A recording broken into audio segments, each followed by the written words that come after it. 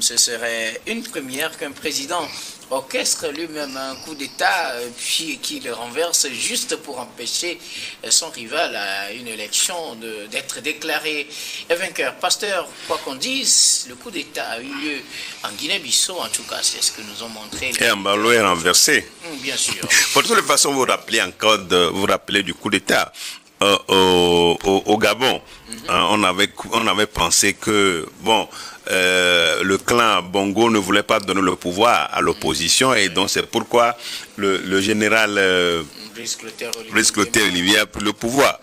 Mais quelques jours après, on a vu ce qui s'est passé. Donc les Bongos sont totalement renvoyés du pouvoir, du cercle de la gouvernance au Gabon.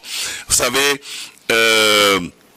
quand vous prenez ce qui se passe en Guinée-Bissau, ça n'étonne personne parce que c'est un pays qui est habitué à des coups d'État. Il y a eu déjà 4-5 coups d'État depuis leur indépendance dans les années 70. Donc c'est un pays qui a été toujours instable, où il y a des rivalités entre la plupart ils se connaissent, c'est des généraux qui sont là, qui sont au pouvoir. Et vous savez que la Guinée-Bissau est en quelque sorte c'est un carrefour, un carrefour de drogue, de trafic de cocaïne. Donc, ce qui se passe aujourd'hui, je pense que depuis un certain moment, Embalo, quand vous le voyez, il est très arrogant. Vous le voyez, vous vous rappelez de cette affaire quand il y a eu coup d'État au Niger, il était en avant-garde, il faisait des interviews aux journalistes, des médias occidentaux, donc il se pensait être le plus... il va représenter la CEDEAO. On a vu ces agitations aujourd'hui.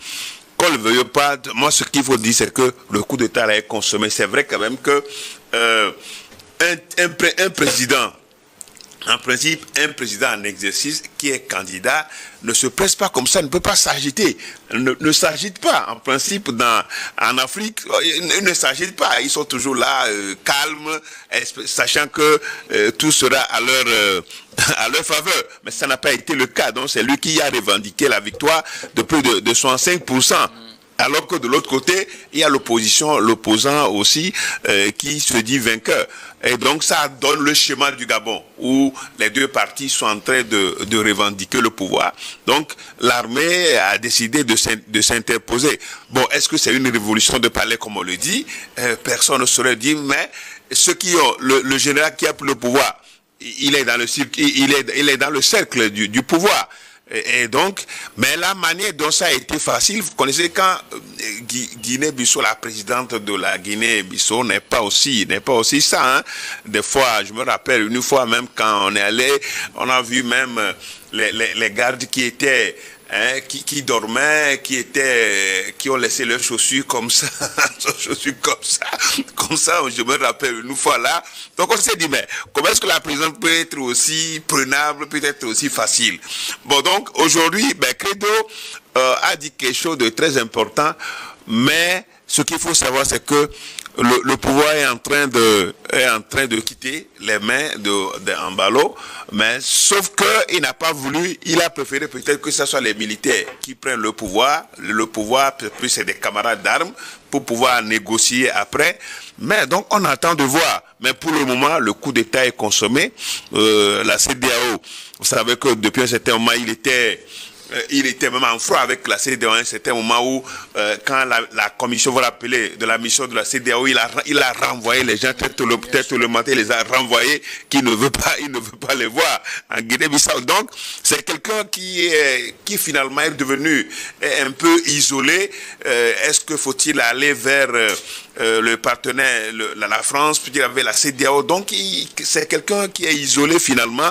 Et donc, ce coup d'État-là, on le voit aujourd'hui, ça ne va que consolider. Et ceux qui pensent que quand la démocratie vacille et que les gens n'arrivent pas à diriger le pays, mais c'est l'armée qui intervient, même s'ils ne sont pas d'accord que ce soit les armées qui continuent d'intervenir dans le jeu politique. Malheureusement, c'est ce qui se passe. Donc vous voyez encore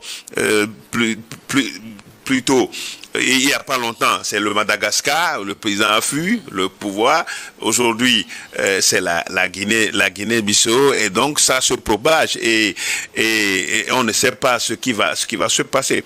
Donc, Embalo Sissoko, je crois que il va s'apprendre, il doit s'en prendre à lui-même, parce que ces gesticulations, être candidat ou ne pas candidat, sa femme lui avait dit de ne pas être candidat, mais finalement il est revenu. Donc vous voyez tout ça là. Donc quand on voit ces calculs là, c'est quelqu'un finalement qui n'est pas stable. Et aujourd'hui, il est emporté par le coup d'État. Mais la suite nous en dit, on attend un premier communiqué de la CEDEAO, naturellement, pour nous situer de ce qui se passe. Sa force en attente, bon, va se mettre peut-être cette fois-ci en action.